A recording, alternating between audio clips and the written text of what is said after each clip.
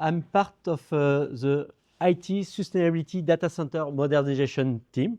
That's quite a long name, but I like it because that's describing what we are doing. And in this organization, I'm business developer manager. And as you can hear, I'm not from here. I'm from Geneva. Okay, so we are going to discuss about a hot topic, AI and data centers.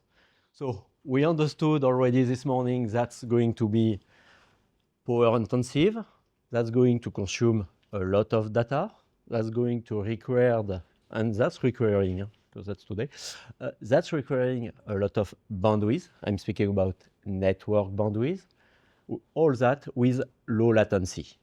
So basically, that's very intensive, I will say, for our data centers today.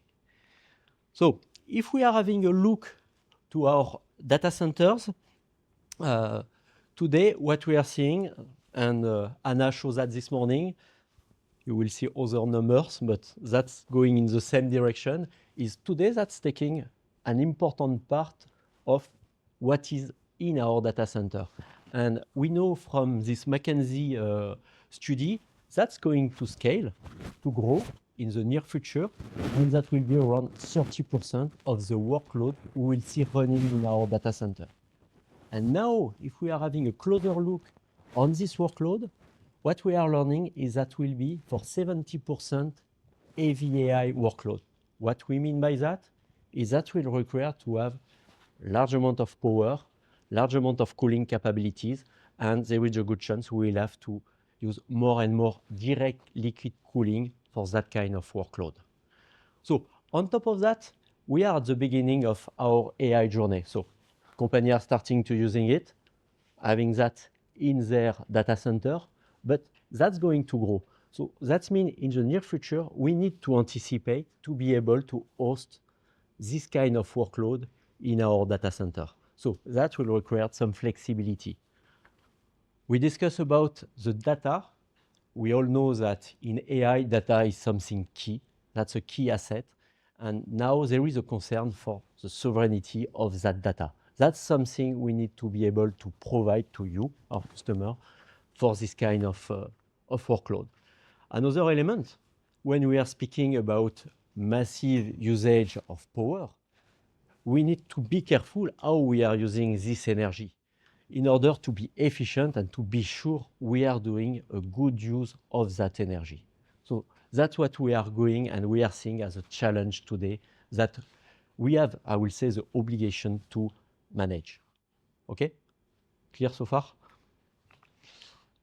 Okay, so when we are meeting you, our customer, today, what we are facing is a certain amount of concern and question. Some question about how I'm able to have this level of power. And when we are speaking about AI racks, I will say, most of the time we are starting at 30 kilowatt, and today with HPE solution, you can go up to 400 kilowatts in one rack. And that's just the beginning, I can tell you. So what does that mean? That means we need to be able to provide solution for that. That's the same for the cooling aspect. How I'm able to cool this amount of power in one rack. To give you some reference, today in a traditional data center with a raising floor, what you can expect in terms of cooling capacity is something, if it's well designed, around 15 kilowatts. So as you can understand, there is quite a gap of what is required for, I would say, AI workload. Another element is when you start an AI project, you need to start it because of business activities, business need. So there is a good chance that something you expect to start in the coming months and not in the coming years. But if you link the time to create a new data center with a time scale for AI project, there is a mismatch. So, and I experienced that in my past activities, to create, I will say, a traditional data center, you have to spend 2 or 3 years before you are starting your activities.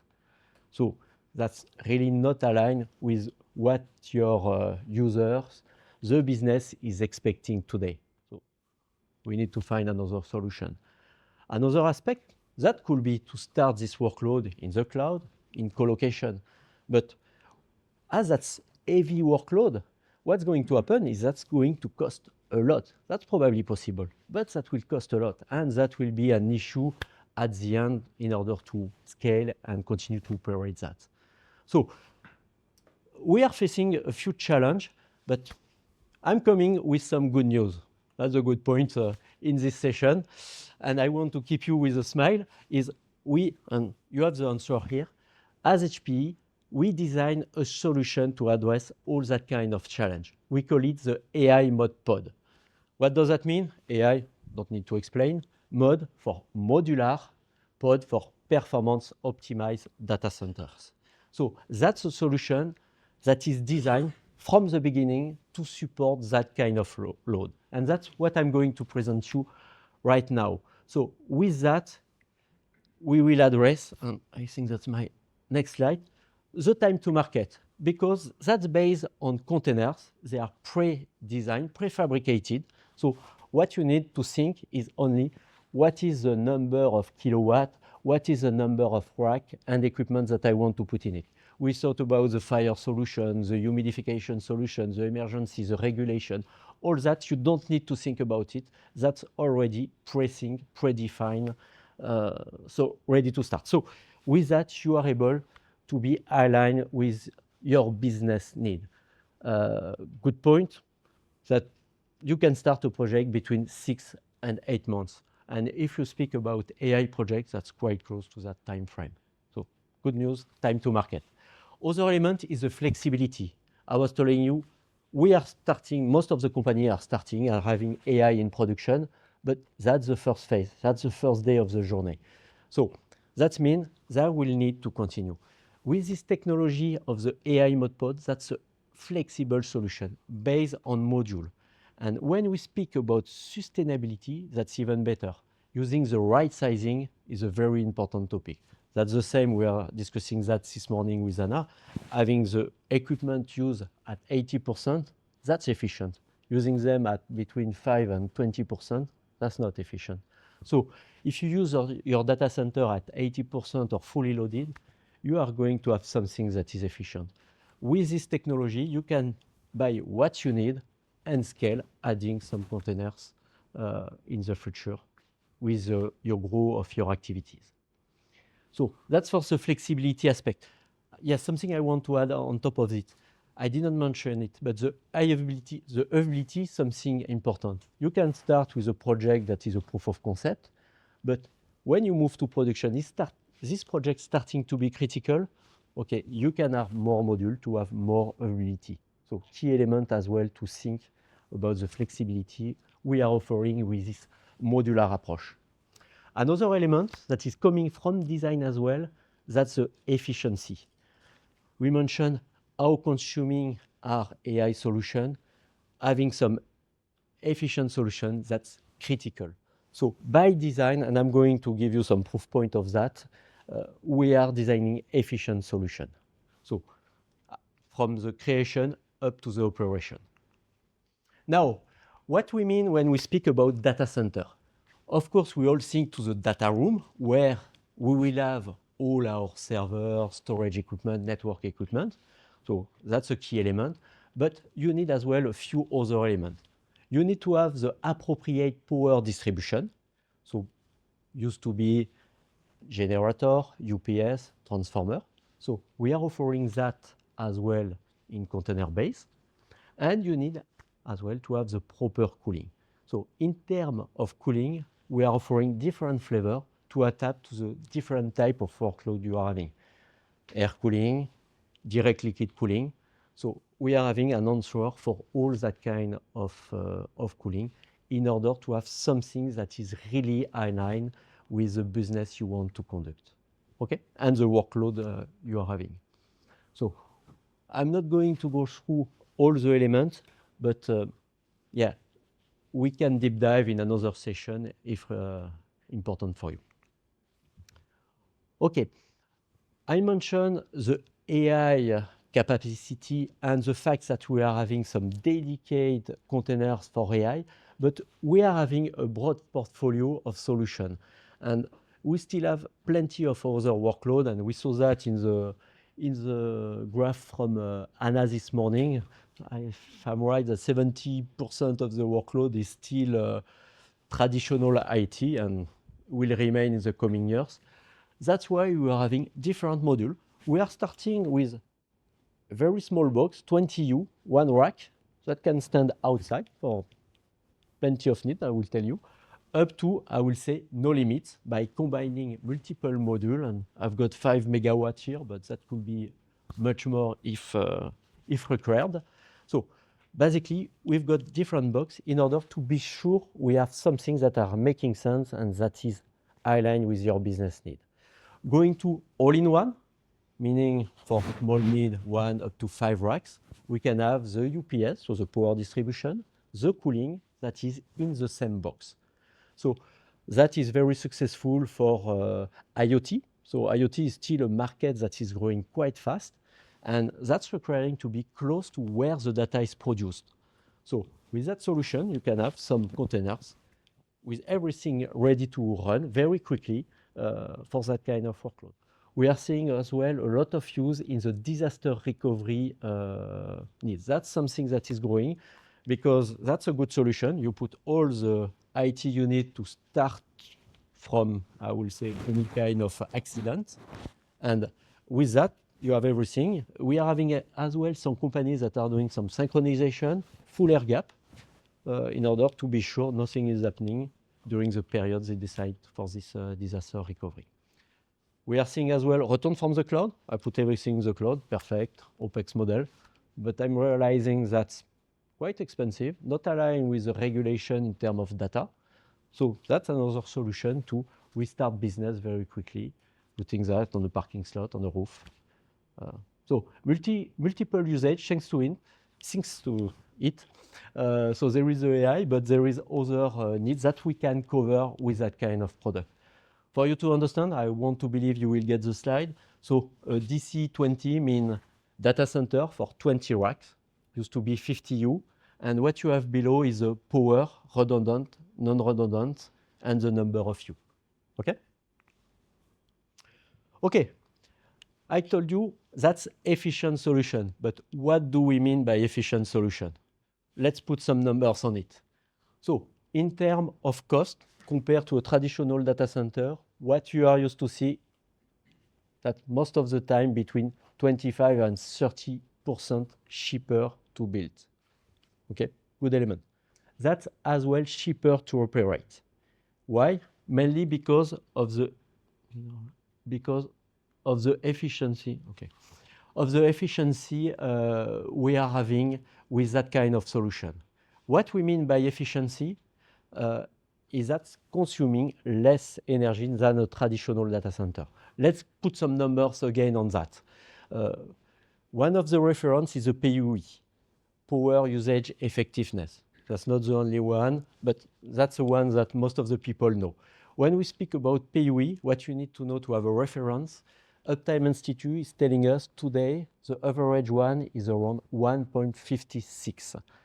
So closer you are from one, better it is.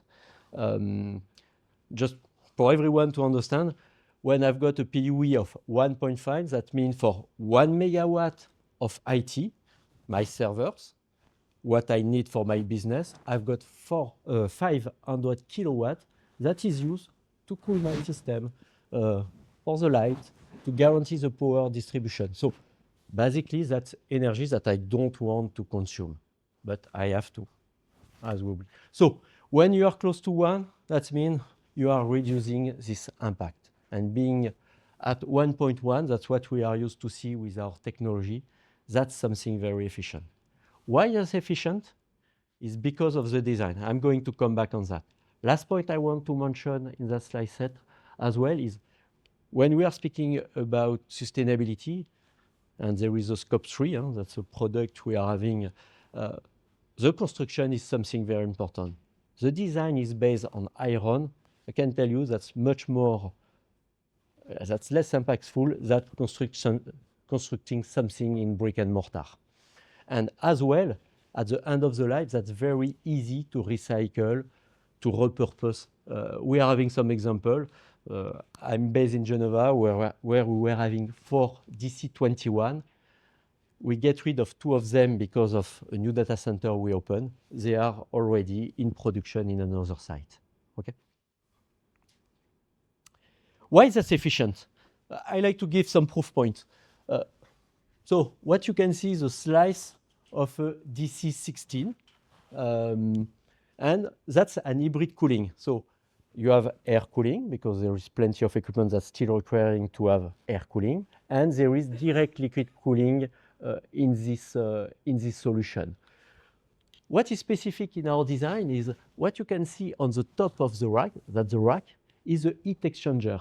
So the heat exchanger I put on the top because that's following the rules of the physics, meaning the cold air is going down, absorbed by the servers, and the hot air is going up. So that means without energy, we are having a natural loop of air circulating. That's why that's very efficient. In order to be adapted to the workload, we are having different zones, and each zone is monitoring what's happening in order to bring the speed of the fan that is adapted to the workload. So with that, we are able to really precisely give the power required by all the equipment, but nothing more. So that's a way to have a very low PUE. Another element, as we are using DLC, just give me a few words of what we mean by DLC if you are not fully aware about this technology. When we speak about DLC, that means we are cooling all the components that are generating the heat. So mainly the GPU, and the CPU. Some case we are doing as well the memory and other chip, but most of the time that's focusing on the elements that are producing the heat. So by this way, cooling only what needs to be cooled, we are very efficient. Another element, another benefit of that solution is the water we are using to cool the component is completely different from the one you are using to cool the air. For the air, we are used to have some water between 50 and 20. That's somehow the average today. For direct liquid cooling, we are having some liquids that are between 30 and 40, and this temperature is scaling a bit. So producing some water between 30 and 40 is much more easy and cost-effective than water at 15. Basically, you need to have big outside exchanger, having some pump to have the liquid circulating, and somehow that's it for most of the area, most of the year. So very efficient in terms of cooling solution. So that's why when you want to really be efficient, that's a technology that is growing, because that's required with the level of power we are having now in our rack with this high density, but as well from a sustainability standpoint. Make sense so far? Okay, so, and that will start to make the link with my colleague Drew. What we are proposing with this AI mod-pod solution as well, and that's embedded in our offer, is to have the capacity to reuse that heat. And there is multiple ways to reuse that heat. That could be just to heat a building. That could be for any kind of industry. And that's part of the manufacturing process from plenty of company to use it. And as well, that's very useful in the agriculture.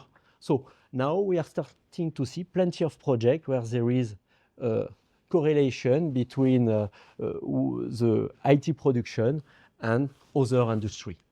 And that's something that is continue to grow. So I'm not going deeper in that because you are going to know everything about this technology, but that's very important to be able to reuse that heat. Okay, something as well that is embedded in our solution is we all know the concern about the public and the employee regarding AI. That's using water, that's using a lot of energy. But now, what you are going to do with that? One of the solutions we are offering with AI mod-pod is called Energy Emission Reporting Premium. And this solution is giving some figure of what's happening in your data center. With the AI mod-pod, you will have a view of what is the impact in terms of CO2 and power consumption of the infrastructure and the equipment that you are having in this data center. So that's what is coming with the AI Mode Pod. What you need to know is this solution can do much more. This solution has been designed to give all the environmental figure required for a company. I mean, be able to have the dashboard required for the stakeholders, the management, and as well the regulation. And how this tool is designed, basically that's a data lake where you have multiple connectors in order to retrieve all the information you need to have such dashboard. Information from the IT, but as well information of the car used by the company, information from all the kind of devices that are part of the industrial needs.